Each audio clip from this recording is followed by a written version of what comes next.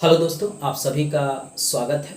आज हम भारत में पंचायती राज व्यवस्था के बारे में पढ़ेंगे। इससे विभिन्न एग्जाम में प्रश्न जो पूछे जा सकते हैं, इसलिए इस वीडियो को आप लास्ट तक जरूर देखिएगा। अगर आपको अच्छा लगे तो मेरे चैनल को सब्सक्राइब, लाइक और शेयर जरूर कीजिएगा। पंचायती राज व्यवस्था की शुरुआत भारत में आज़ादी के बाद क्यों करने की ज़रूरत पड़ी, आइए पहले यह जानते हैं। चूँकि जब देश आज़ाद हुआ था तो उसके बाद जो है लोकसभा, राज्यसभा, केंद्र में कोई भी कानून बनाने के लिए लाया गया था। राज्य में विधानसभा और विधान परिषद के द्वारा संचालित होता था, कोई भी कानून बनाया जाता था। तो अब आज़ादी के बाद स्थानीय प्रशासन की भी बात होने लगी कि लोगों की भागीदारी कैसे प्रशासन में हो, किस तरह लोगों को जोड़ा जा सके। इसके लिए सरकार ने पंचायती राज व्यवस्था की शुरुआत के लिए एक समिति का गठन किया, बलवंत राय मेहता समिति, जिसका गठन 1957 में किया गया था। और उस समय प्रधानमंत्री पंडित जवाहरलाल नेहरू थे, जिनको चाचा के नाम से भी जानते हैं। लेकिन उससे पहले भारत में चोलों के समय में ही स्थानीय प्रशासन के बारे में हमें जानकारी मिलता है। और चोलों के समय एक सुदृढ़ स्थानीय प्रशासन था, जिसके द्वारा कर वसूल कर केंद्र को भेजा जाता था, राजा के पास भेजा जाता था। और भारत में आज़ादी के पहले ही पंचायती राज व्यवस्था जो स्थानीय प्रशासन के रूप में विद्यमान थी। बाद में अंग्रेज़ों के समय भी, लॉर्ड रिपन के समय स्थानीय प्रशासन को महत्व दिया गया। बाद में रिपन के समय भी स्थानीय प्रशासन को महत्व दिया गया 1881 में। यह भी प्रश्न बार बार पूछा जाता है। और आज़ादी के बाद जब छोटे छोटे दलों के द्वारा यह मांग की गई कि जन भागीदारी प्रशासन में होना चाहिए, तो उसके लिए पंडित जवाहरलाल नेहरू के द्वारा स्थानीय प्रशासन की शुरुआत की गई। आइए हम एक एक कर इसको जानते हैं। सर्वप्रथम चोल के समय में पंचायती व्यवस्था, जिसको उस समय स्थानीय प्रशासन कहा जाता था। अगर कभी कभी प्रश्न पूछे कि भारत में स्थानीय प्रशासन की शुरुआत कब से हुई है, तो चोलों के समय से हुई है। बार बार ये प्रश्न पूछा जाता है। और अंग्रेज़ों के समय कब स्थानीय प्रशासन की बात की गई, तो लॉर्ड रिपन गवर्नर जनरल थे, उनके समय में ही 1882 में स्थानीय प्रशासन की बात की गई थी। तो कभी कभी यह भी प्रश्न पूछता है कि ब्रिटिश काल में कब स्थानीय प्रशासन की बात की गई थी, मांग की गई थी, तो लॉर्ड रिपन के समय में की गई थी 1882 में। आज़ादी के बाद पंडित जवाहरलाल नेहरू ये प्रधानमंत्री थे।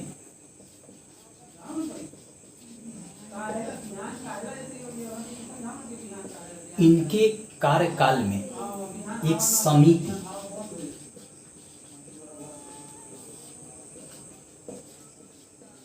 समिति बलवंत राय मेहता जिसके अध्यक्ष थे,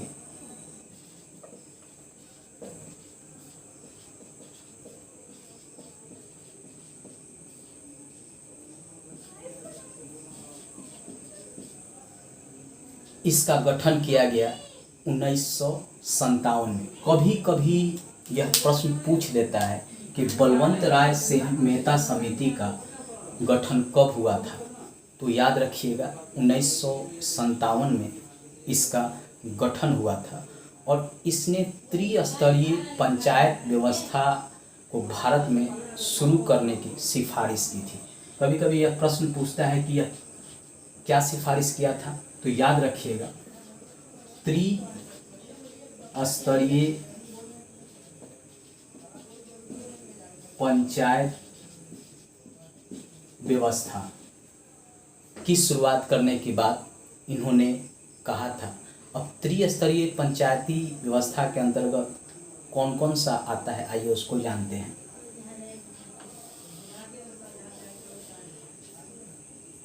त्रिस्तरीय पंचायत व्यवस्था को भारत में लागू करने के लिए बलवंत राय मेहता समिति के द्वारा सिफारिश किया गया। अब इसमें प्रथम स्थान पे कहा गया कि ग्राम पंचायत का गठन हो और इसका जो चुनाव हो वह प्रत्यक्ष हो। चुनाव जो हो प्रत्यक्ष हो और इस चुनाव में जो चुन के आए वह मुखिया या सरपंच कहलाए। मुखिया या सरपंच, इनका चुनाव जो है प्रत्यक्ष रूप से किया जाता था और यह 5 वर्ष के लिए चुने जाते थे। दूसरा जो था वह था पंचायत समिति। इसका चुनाव अप्रत्यक्ष रूप से होता था। इसका चुनाव अप्रत्यक्ष रूप से होता था और इसमें चुने जाते थे प्रमुख, ये मुख्य अधिकारी होते थे और यह अप्रत्यक्ष रूप से इनका चुनाव किया जाता था। तीसरा जो होता था वह होता था जिला परिषद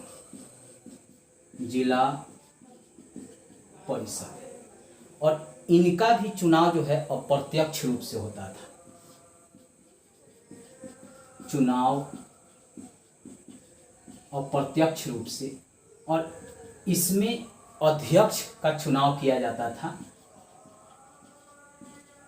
अध्यक्ष या चेयरमैन का चुनाव किया जाता था।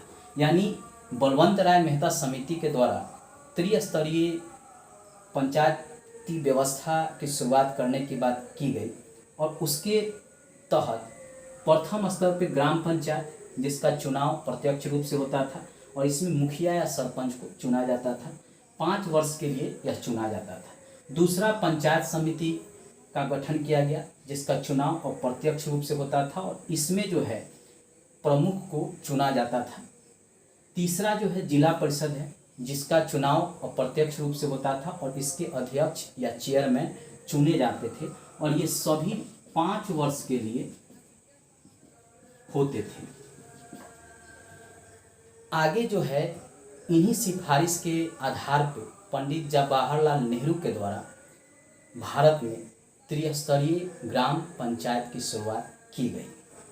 अब बलवंत राय मेहता समिति के सिफारिश पर जवाहरलाल नेहरू ने सर्वप्रथम राजस्थान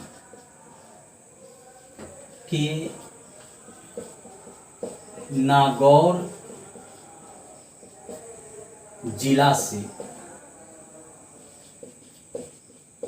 शुरुआत की पंचायती राज व्यवस्था और यह शुरुआत जो है 2 अक्टूबर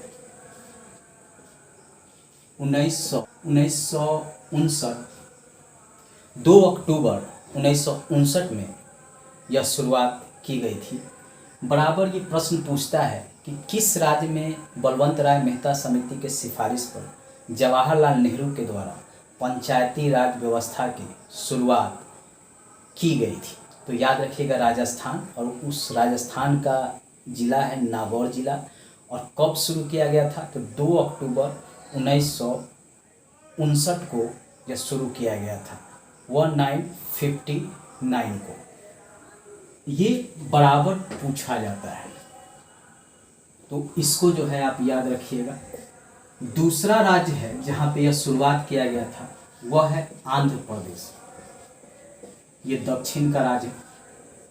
यहाँ शुरू किया गया था 11 अक्टूबर 1959 में। यानी दोनों जो है एक 2 अक्टूबर को और एक 11 अक्टूबर को शुरू किया गया था। यह राजस्थान का क्षेत्र है, यहीं पर है नागौर। ये आंध्र प्रदेश है।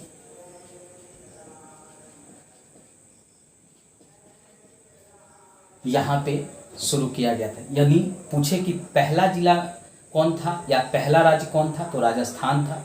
राजस्थान का कौन सा जिला था? तो नागौर था। दूसरा राज्य कौन था? तो वह आंध्र प्रदेश था, जहाँ पंचायती राज व्यवस्था की शुरुआत की गई। और यह त्रिस्तरीय पंचायती राज व्यवस्था इस दोनों जगह शुरू किया गया। उसके बाद भारत के अन्य राज्यों में भी इसकी शुरुआत की गई। अब इसका उद्देश्य क्या था? क्योंकि किसी उद्देश्य के पर्पज से ही यह शुरू किया गया। पंचायती राज व्यवस्था का उद्देश्य क्या था? आइए उसको जानते हैं। पहला उद्देश्य था इसका विकास की प्रक्रिया में जन भागीदारी को सुनिश्चित करना। अगर कभी पूछे प्रश्न में कि पंचायती राज व्यवस्था जो शुरू किया गया था उसका उद्देश्य क्या था, तो पहला उद्देश्य था कि विकास की प्रक्रिया में जन भागीदारी को सुनिश्चित करना। और दूसरा इसका उद्देश्य था लोकतांत्रिक विकेंद्रीकरण को बढ़ाना।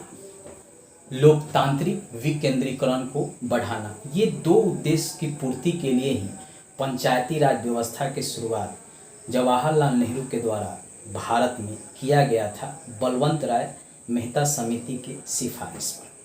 कांग्रेस की सरकार चली जाने के बाद जनता पार्टी की सरकार श्री मोरारजी देसाई के नेतृत्व में आया। उन्होंने भी पंचायती राज व्यवस्था में सुधार करने के लिए जो बलवंत राय मेहता समिति के सिफारिश पर लागू किया गया था, उसके लिए एक समिति अशोक मेहता समिति का गठन श्री मोरारजी देसाई के द्वारा, जो उस समय प्रधानमंत्री थे, के द्वारा गठित किया गया। अशोक मेहता समिति, और इसका गठन 1977 में हुआ था और इसने रिपोर्ट दिया 1978 में। और इसने 2 स्तरीय पंचायती राज व्यवस्था की शुरुआत करने की बात कही थी। 2 स्तरीय, इसमें प्रथम में उन्होंने जिला परिषद के गठन की बात की और दूसरे में मंडल परिषद के गठन की बात अशोक मेहता समिति के द्वारा किया गया था। इस समय प्रधानमंत्री श्री मोरारजी देसाई, ये गुजरात के सूरत से जीत कर आते थे। उस समय ये जनता पार्टी की तरफ से प्रधानमंत्री बनाए गए थे और इन्हीं के सिफारिश पर अशोक मेहता समिति का गठन किया गया था पंचायती राज व्यवस्था में सुधार के लिए। लेकिन सरकार चले जाने के बाद यह जो है लागू नहीं हो सका। यानी अशोक मेहता समिति ने जो सिफारिश दिया था वह लागू नहीं हो सका भारत में। उसके बाद कई और समिति का गठन किया गया। आइए एक एक कर देखते हैं। उसके बाद एक समिति का गठन किया गया था। उस समिति का नाम था पी.वी. के. राय समिति। इसका गठन किया गया था 1985 में। कभी कभी पूछता है कि बलवंत राय मेहता समिति के कब गठित किया गया, अशोक मेहता समिति कब गठित किया गया, पी.वी. के. राय मेहता समिति कब गठित किया गया, तो याद रखिएगा 1985 में। इसके बाद भी पंचायती व्यवस्था में सुधार के लिए समिति का गठन किया गया। अगला समिति था L.M. सिंघवी समिति। इसका गठन किया गया था 1986 में। इसके बाद भी एक और समिति बनाया गया था पी.के. थुंगल समिति। इसका गठन किया गया था 1988 में और इसी के रिपोर्ट के आधार पर 73वां संविधान संशोधन 1992 में किया गया था। सिफारिश पर 73वां संविधान संशोधन हुआ। 73वां संविधान संशोधन जो है इसी पी.के. थुंगल समिति, जिन्होंने 1988 में अपना रिपोर्ट दिया था, उन्हीं के आधार पर किया गया था 1992 में। कभी कभी पूछता है कि 73वां संविधान संशोधन किस समिति के सिफारिश पर लागू हुआ था, तो पी.के. थुंगल समिति, जिसका गठन 1988 में किया गया था, इसके सिफारिश पर ही लागू हुआ था। और 73वां संविधान संशोधन में कुछ प्रावधान किए गए थे। पहला किया गया था कि इसे जो है भाग 9 में रखा गया और इसमें 16 अनुच्छेद था। भाग 9 में रखा गया, इसमें 16 अनुच्छेद था और 11वीं अनुसूची के तहत 29 विषय शामिल किए गए थे। प्रश्न हमेशा पूछता है कि 73वां संविधान संशोधन कब लाया गया, तो 1992 में लाया गया था। यह भी पूछता है कि उस समय जो यह सिफारिश किया गया था उसके बाद जो है यह जब लाया गया 73वां संविधान संशोधन, तो उस समय प्रधानमंत्री कौन थे, तो वह भी याद रखिएगा, पी.वी. नरसिम्हा राव प्रधानमंत्री थे। क्योंकि हुआ था कि पी.के. थुंगल समिति ने 1988 में इस समिति का गठन हुआ। इसने सिफारिश दिया। राजीव गांधी के समय यह समिति का गठन हुआ था, लेकिन राजीव गांधी की सरकार चली गया और बीपी सिंह की सरकार आया। बीपी सिंह के सरकार में भी इसे लागू नहीं किया गया। जब पी.वी. नरसिम्हा राव प्रधानमंत्री बने तो उनके समय जो है यह संशोधन किया गया, 73वां संविधान संशोधन 1992 में, और इसे लागू किया गया और इसको भाग 9 के तहत रखा गया। इसमें 16 अनुच्छेद इसके तहत शामिल किए गए। 11वीं अनुसूची में इसे शामिल किया गया और इसके तहत 29 विषय को शामिल किया गया। 29 विषय पर ग्राम पंचायत की तरफ से कोई भी कानून बनाया जा सकता है।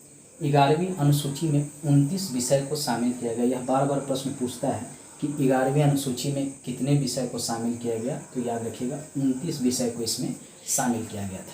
73वां संविधान संशोधन के बाद इसे लागू करने वाला प्रथम राज्य कर्नाटक बना। यह भी प्रश्न बार बार पूछता है। 73वां संविधान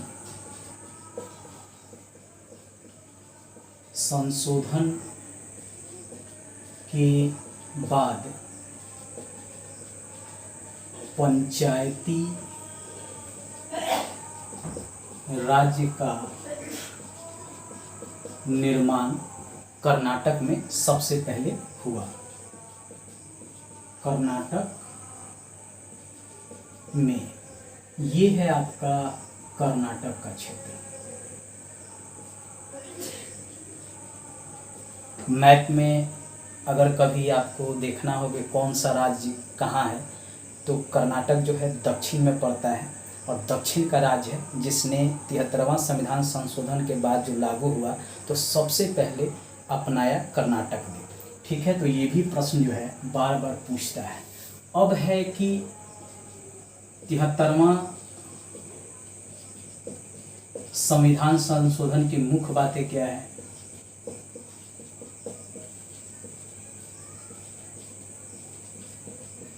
मुख्य बातें, क्योंकि इसके तहत कुछ प्रावधान किए गए थे जिसके तहत स्थानीय प्रशासन करना था। क्या क्या किए गए थे, आइए उसको जानते हैं। इसके तहत पहला जो किया गया था, इसमें यह प्रावधान किया गया था कि 243 च के तहत 21 साल का व्यक्ति चुनाव लड़ सकता था। मतलब 21 साल का कोई भी व्यक्ति जो चुनाव होता है ग्राम पंचायत का, उसमें जो है चुनाव के लिए अभियुक्त बन सकता है। यानी 21 साल का कोई भी व्यक्ति का निर्वाचन हो सकता है। दूसरा, इसमें प्रावधान किया गया था कि महिलाओं को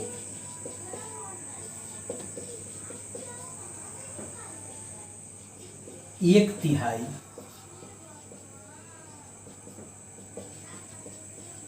आरक्षण दिया गया। यानी महिला उम्मीदवार को इसमें आरक्षण दिया गया 1/3 सीट पर। लेकिन कुछ राज्य जो हैं, इसको नोट कर लीजिए, जैसे बिहार, मध्य प्रदेश, उत्तराखंड में 50% आरक्षण है। किसके लिए? महिला उम्मीदवार के लिए। सबसे पहले बिहार ने लागू किया था, जिसने महिलाओं को 50% का आरक्षण दिया था। उसके बाद अन्य राज्यों ने लागू किया। कभी कभी पूछ देता है कि कौन से ऐसे राज्य हैं जिन्होंने महिलाओं को 50% आरक्षण सीटों पे दिया है, तो बिहार, मध्य प्रदेश, उत्तराखंड तथा और अन्य राज्य हैं। इसके अलावा भी और अन्य राज्य भी हैं। इसके अलावा यह जो था त्रिस्तरीय था। त्रिस्तरीय में कौन कौन था? तो प्रथम स्तर पे था ग्राम सभा, ग्राम पंचायत। दूसरे स्तर पे था प्रखंड स्तर पे पंचायत समिति, और तीसरे जिला स्तर पे जिला परिषद का प्रावधान किया गया था। यानी यह बलवंत राय मेहता समिति के द्वारा जो सिफारिश दिया गया था, लगभग उसमें से ही इन तीनों व्यवस्था को 73वां संविधान संशोधन के तहत ही रखा गया, जिसमें ग्राम सभा, ग्राम पंचायत सबसे निचले स्तर पे, उसके बाद प्रखंड स्तर पे पंचायत समिति, उसके बाद जिला स्तर पर जिला परिषद। इसके लिए प्रावधान किया गया कि यह उन्हीं राज्यों में लागू होगा जहां की आबादी 20 लाख से ऊपर जहाँ की आबादी 20 लाख से नीचे होगी, 20 लाख से नीचे, वहाँ 2 स्तरीय पंचायत व्यवस्था लागू। ये भी याद रखिएगा, हमेशा प्रश्न पूछता है कि त्रिस्तरीय पंचायती राज व्यवस्था कहाँ लागू होगा और इसके लिए जनसंख्या कितना निर्धारित किया गया है। तो 20 लाख से ऊपर जिस राज्य की जनसंख्या होगी वहाँ त्रिस्तरीय पंचायती राज व्यवस्था लागू होगा, और जिस राज्य का 20 लाख से नीचे जनसंख्या होगा वहाँ 2 स्तरीय पंचायती राज व्यवस्था लागू होगा। अब पंचायती राज व्यवस्था को तो लागू कर दिया गया, लेकिन इनका वित्त पोषण कौन करेगा, यानी इनको धन भी तो चाहिए कोई भी काम को करने के लिए। तो इसके लिए राज्य वित्त आयोग से इनको धन जो है मिलेगा। राज्य को यह अधिकार दिया गया कि वह राज्य वित्त आयोग से इनको धन प्रदान करे, पैसा दे, ताकि जो है यह अपना कार्य कर सके। और इसके लिए कि संचित निधि से धन इनको दिया गया, राज्य की संचित निधि से इनको धन दिया गया, ताकि यह पंचायती व्यवस्था जो लागू किया गया है राज्य में वह कार्य कर सके। इनका कार्यकाल 5 वर्ष का होगा। यदि 5 वर्ष से पहले अगर यह विघटित होता है तो 6 माह के भीतर ही फिर से चुनाव कराया जाएगा।